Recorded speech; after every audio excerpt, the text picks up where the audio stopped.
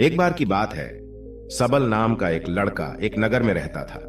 वह अपने जीवन से बहुत निराश था। उनकी निराशा का कारण यह था, वह अब तक अपने जीवन में कुछ भी नहीं कर रहा था। उसके माता पिता उसे ताने मारते थे कि आपके सभी मित्र कुछ न कुछ कर रहे हैं, लेकिन आप अभी भी घर बैठे हैं। दोस्तों के बीच भी अक्सर उनका मजाक उड़ाया जाता था। वह कहीं जाता तो लोग उससे पूछते थे कि आप क्या कर रहे हैं। उसे यह बताने में भी शर्म आ रही थी। वह कुछ नहीं कर रहा है। धीरे धीरे उसने रिश्तेदारों से मिलना जुलना कम कर दिया और लोगों से मिलना भी बंद कर दिया। वह ज्यादातर समय घर पर ही रहता। वह अकेला रहता और भगवान को कोसता रहता और अपनी किस्मत को दोष देता। अब उसे अपना जीवन बोझ लगने लगा था। कभी कभी वह सोचता कि कब वह कुछ करने के योग्य बनेगा, और फिर वह सोचता कि जिंदा रहने से अच्छा मर जाना ठीक है। एक दिन वह अपने नगर की एक गली से गुजर रहा था। तभी उसने देखा कि एक गुरु दुख और परेशानियों पर उपदेश दे रहे हैं। वह भी उसी भीड़ में सबसे पीछे बैठ गया और गुरु के प्रवचन सुनने लगा। गुरु कह रहे थे कि दुख एक शिक्षक की तरह है जो हमें जीवन की सच्चाई दिखाता है और हमें जीने का सही तरीका सिखाता है। आप चाहे तो जिंदगी जीना भी सीख सकते हैं। आप चाहो तो कुछ भी हासिल कर सकते हो, और अगर चाहो तो एक कोने में बैठकर रो सकते हो। इन सभी बातों को सबल ध्यान से सुन रहा था, लेकिन उपदेश की यह बातें पसंद नहीं आई। उसने खड़े होकर कहा कि कुछ भी सिखाने से दुख दूर नहीं होता, इसमें केवल दर्द होता है।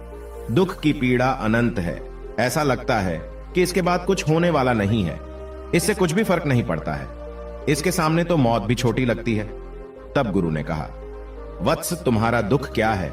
सबल ने उनके सामने अपनी सारी व्यथा सुनाई और गुरु से पूछा कि मेरे इन दुखों का कोई उपाय है तुम्हारे पास? यह सुनकर गुरु मुस्कुराए और बोले, तुम उस दिन मेरे पास आना जब आपके जीवन में वास्तविक दुख आए। मैं आपकी समस्या का समाधान अवश्य करूंगा। यह कहकर गुरु वहां से चले गए। सबल ने सोचा, क्या यह मेरा दुख नहीं है तो क्या है? मैं जिस दर्द से गुजर रहा हूं वह असली दुख नहीं है क्या? मेरा दुख कोई नहीं समझ सकता। जब मां बाप नहीं समझते तो भला गुरु क्या समझेंगे? उस दुखों से व्यथित होकर सबल ने एक फैसला लिया कि अब वह कुछ करेगा। सबल ने एक छोटा व्यवसाय शुरू किया, पर उसे सफलता नहीं मिल रही थी। लेकिन उसके घर वाले खुश थे। वह कुछ कोशिश कर रहा है। वह अपने व्यवसाय में लगा रहा और धीरे धीरे उन्हें सफलता मिलने लगी।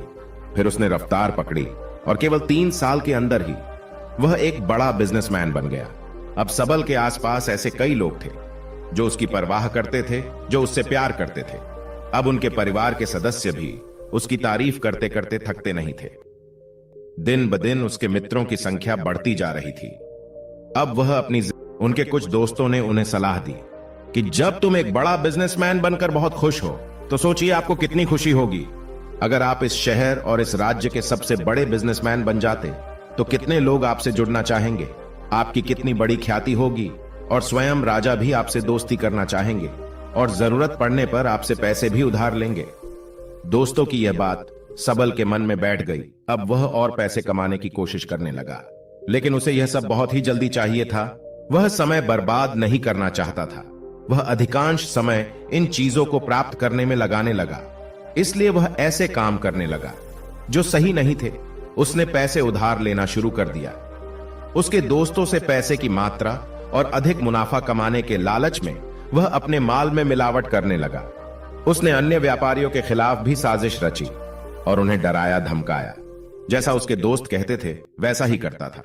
वह इन तरीकों से ज्यादा पैसा कमा रहा था, पर अब उसके जीवन में पहले जैसा चैन नहीं था।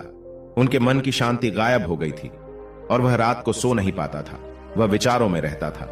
वह सब कुछ पाकर भी उसे किसी चीज में सुख नहीं मिल रहा था। एक दिन सबल अपनी गाड़ी से कहीं जा रहा था। तभी रास्ते में उसे गुरु का आश्रम दिखाई दिया। वह रुका और गुरु के पास जाकर बोला, गुरु जी, आपने मुझे कहा था जब कभी जीवन में सच्चा दुख आए तो चले आना। अब मैं बहुत दुखी हूं। मेरी नींद हराम हो गई है। मुझे कहीं भी शांति नहीं मिल रही है। इस प्रकार सबल ने अपनी सारी समस्याएं गुरु को बताई।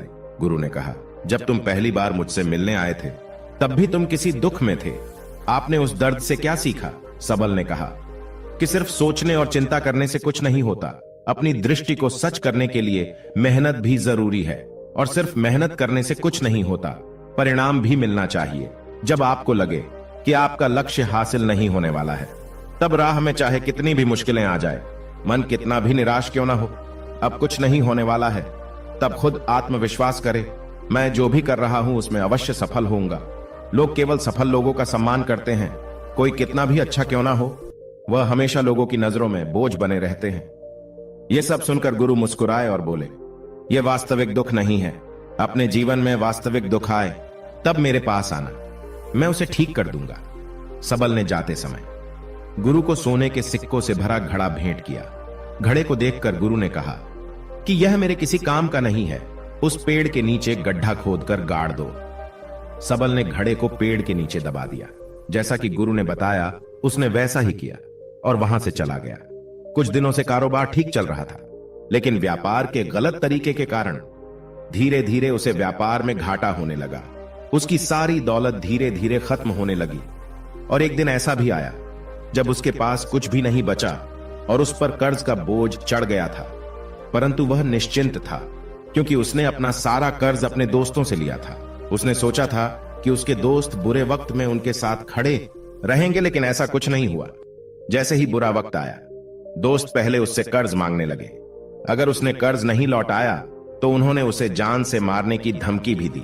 उनके सभी शुभ चिंतक और प्रियजन उससे दूर हो गए। उसके दोस्त जो उसके साथ मस्ती किया करते थे, अब उससे दूर भाग रहे थे। उसका परिवार उसकी गलतियां और कमियां गिनने लगा। उसकी सारी संपत्ति नीलाम हो गई और उसके पास कुछ भी न बचा। जब उसने अपने पिता से मदद मांगी तो पिता ने कहा कि मेरे पास थोड़ी सी संपत्ति है, अगर मैं तुम्हें दे दूंगा तो मैं तुम्हारी मां को क्या कहूंगा। यह संपत्ति हमारा अंतिम सहारा है। सबल के मन में गहरा दुख छा गया। उसके आसपास कोई नहीं था उनके दुख को समझ सके। लोगों के इस विश्वासघात के कारण वह अंदर से टूट चुका था। वह सोचने लगा कि अब जीने का कोई मतलब नहीं है, अब मौत ही मेरा सहारा है। वह आत्महत्या करने के लिए पहाड़ी पर जा रहा था। तब उसे याद आया कि उस गुरु ने उससे कहा था, तब मेरे पास आना जब तुम्हारे जीवन में वास्तविक दुख हो। सबल गुरु के पास गया और अपनी सारी व्यथा सुनाई। आंखों में आंसू लिए उसने कहा, हे गुरुदेव, मेरे दुख का निवारण कीजिए। तब गुरु ने कहा कि जब जीवन में असली दुख आए तब मेरे पास आना, मैं इसे जरूर ठीक करूंगा। सबल ने कहा कि यह क्या है, मेरी जिंदगी में दुख नहीं है तो आखिर असली दुख क्या है। गुरु ने सबल से कहा कि पहले आप मुझे बताओ कि आपने अपने दुख से क्या सीखा। तब सबल ने कहा कि मैंने वह सीखा, जो लोग हमारे जीवन में आते हैं वह हमारी सफलता और प्रगति के कारण वो हमें धोखा जरूर देंगे, क्योंकि बुरे समय में वे हमारे साथ नहीं खड़े होंगे। वे अच्छे समय में ही हमारा फायदा उठाएंगे और बुरे समय में हमें छोड़ देंगे। उन लोगों पर ही भरोसा करें जो हमारे बुरे समय में हमारे साथ खड़े रहते हैं। लेकिन ऐसे लोग बहुत कम होते हैं, लेकिन जिनके पास है उन्हें उनकी सराहना करनी चाहिए, उनका अपमान नहीं करना चाहिए। कभी भी किसी के खिलाफ साजिश नहीं रचनी चाहिए। अपना काम ईमानदारी और धैर्य से करें और कभी लालची न बने। अपने सारे दुख दर्द और अनुभव बयां करने के बाद सबल गुरुजी के सामने आंखों में आंसू लिए बैठ गया। कुछ देर बाद गुरु उठे और पेड़ के नीचे गड्ढा खोदा और वो घड़ा निकाला जो सोने के सिक्कों से भरा हुआ था। उसने सबल को देकर कहा, मेरे पास तब आना जब तुम्हारे जीवन में वास्तविक दुख हो। सबल ने अपने गुरु को धन्यवाद दिया और उसे प्रणाम करके चला गया। उस पैसों से उसने एक छोटा सा व्यवसाय शुरू किया। अब वह छोटा व्यापारी बनकर भी खुश था। उसने पूरी लगन और ईमानदारी से कारोबार किया और जल्द ही वह अपने शहर का एक बड़ा व्यापारी बन गया। उसका जीवन सुख सुविधाओं से भरा हुआ था। लेकिन कोई कितना भी अच्छा क्यों ना हो, लेकिन जीवन में दुख आता है। तो सबल के जीवन में भी दुख आया। अपने माता पिता की मृत्यु हो गई। वे दोनों एक ही दिन मर गए। सबल अपने माता पिता से बहुत प्यार करता था, इसलिए उनके निधन से उन्हें गहरा सदमा लगा। अंतिम संस्कार किया गया। उसने अपने माता पिता का शव जलते हुए देखा तो उसका मन बेचैन हो उठा। उसके मन में कई सवाल उठने लगे। वह घर वापस आ गया। उसने अपने माता पिता के घर और संपत्ति को देखा, जिसके लिए उनके पिता हमेशा लड़ते रहे। आज वो खाली पड़ा है। जिन्होंने इसकी देखभाल की, इसके लिए लड़ने वाले इस दुनिया से चले गए। उसके पिता ने जो कुछ कमाया वह सब यही रह गया। एक दिन पहले तक उसके पिता मारपीट करते थे किसी के साथ उसकी संपत्ति के लिए। आज वो खुद इस दुनिया से चले गए। उसका मन ऐसे अनेक विचारों में भटक रहा था वह अंदर से अकेला और डरा हुआ महसूस कर रहा था। वह खाली महसूस कर रहा था। उसे लगा कि कुछ तो है, परंतु वह समझ नहीं सका। इसलिए वह गुरु के पास गया। उसे देखकर गुरु ने कहा, क्या जीवन में कोई दुख है? सबल ने कहा, वैसे तो जीवन में कोई दुख नहीं है, सब कुछ अच्छा चल रहा है, लेकिन आज मेरे माता पिता का देहांत हो गया है। मैं इस घटना से बेहद दुखी और परेशान हूं। गुरु ने कहा, इसमें दुखी होने की क्या बात है? एक दिन सबको मरना है, मुझे भी मरना है, तुझे भी मरना है। शायद तुम कल ही मर जाओ या आज भी मर सकते हो। सबल ने कहा, क्या कह रहे हो गुरुजी? मैं भी मर जाऊंगा, लेकिन मैं अभी जवान हूं। गुरु ने कहा कि सभी जी रहे हैं इसी भ्रम में कि मृत्यु केवल बूढ़ों को आती है, लेकिन ऐसा नहीं है। जवान भी मर जाते हैं, बच्चे मर जाते हैं। मौत का उम्र से कोई लेना देना नहीं है, यह सभी को प्रभावित करता है। गुरु की ये बातें सबल के मन में बैठ गई और वह चुपचाप चला गया, लेकिन उसका मन अभी भी बेचैन था। वह खाली महसूस कर रहा था।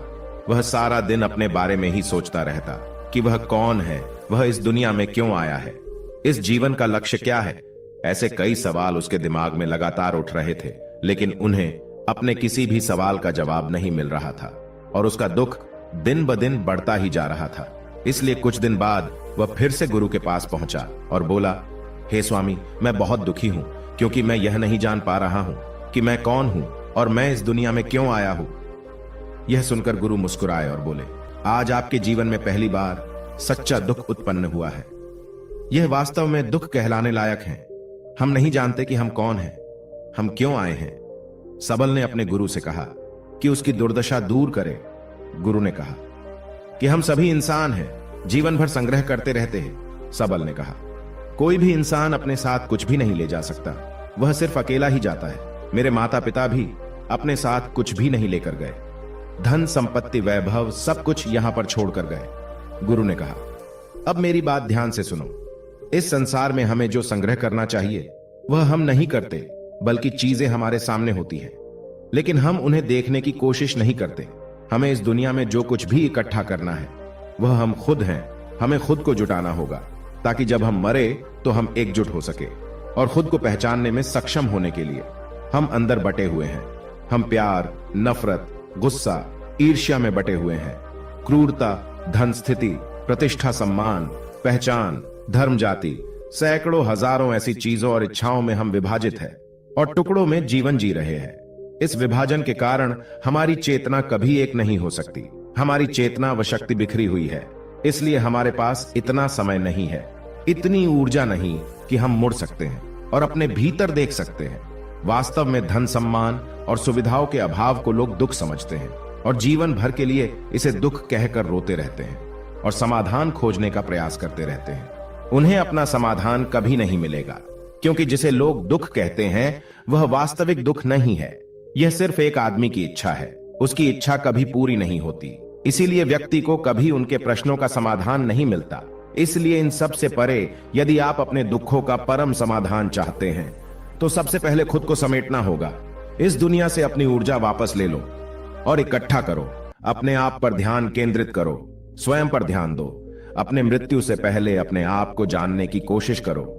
बिखरो मत, सबल ने कहा। गुरुजी, क्या हम इस संसार को छोड़ दें? हमारी सभी इच्छाओं को मार देना चाहिए। किसी से प्रेम नहीं करना चाहिए, धन संग्रह नहीं करना चाहिए, सम्मान की आशा छोड़ देनी चाहिए। गुरु ने कहा कि भावनाओं और इच्छाओं से ऐसे बिखरे हुए मनुष्य में से बाहर निकल आओ, जैसे कोई पत्थर पहाड़ से अलग होकर गिरे तो जिस पर पर्वत का कोई कंट्रोल नहीं होता सिवाय देखने या परेशान होना और कुछ खोना। ठीक वैसे ही बिखरे हुए मनुष्य की इच्छाएं बेकाबू और दर्दनाक है। उसका अनियंत्रित मन इच्छा करता रहता है और कल्पना करता रहता है और यह दुख देता है। लेकिन जब एक व्यक्ति अपने मन को एकत्र करता है तो वह जो कुछ भी करता है वह उसके नियंत्रण में होता है। फिर उसकी इच्छा से इच्छाएं भी उत्पन्न होती है। फिर सबल ने कहा कि आपने मेरे असली दुख का समाधान कर दिया। आपका बहुत बहुत धन्यवाद। अब से मैं खुद को समेटने और खुद को तलाशने की कोशिश करूंगा। गुरु ने कहा कि मानव शरीर में बहुत ऊर्जा और शक्ति है, लेकिन यह फालतू के कामों में बटा हुआ है, बेकार की बातों में लगा हुआ है। यह एक बहुत ही शक्तिशाली मशीन की तरह है और वह बिना सोचे समझे अपनी शक्ति बर्बाद कर रहा है और बिना किसी नियंत्रण के। इसीलिए इस शक्ति पर ध्यान दे अपनी चेतना और इसे इकट्ठा करे। सबल को अपने प्रश्नों का उत्तर मिल गया। उसने अपने गुरु का धन्यवाद किया और चुपचाप चला गया।